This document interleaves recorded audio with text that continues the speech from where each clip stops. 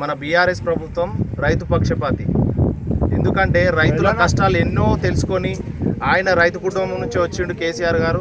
రైతులు ఏ విధంగా కష్టపడుతున్నారో, ఏ విధంగా వాళ్ళు జనజీవనం సాగించారో అవన్నీ అవపోసన పోసుకొని ఈరోజు రైతులకు మేలు చేయాలనే ఉద్దేశంతో రైతు బంధు కానీ, రైతు బీమా కానీ, రైతుకు కరెంటు కష్టాలు ఎలా ఉంటాయో తెలుసు కాబట్టి రైతుకు 24 గంటల కరెంట్ ఇచ్చి ఏ రకంగా అయితే ముందుకు తీసుకుపోతున్నాడో, ప్రతి ఊరిలో ఒక పేద కుటుంబం కూడా ఉండకూడదని దళితులకు దళిత బంధు ఏ విధంగా చేస్తున్నాడో ఇవన్నీ ప్రజలు చూస్తూ ఉన్నారు, ప్రజలు అవగాహన చేసుకుంటూ ఉన్నారు.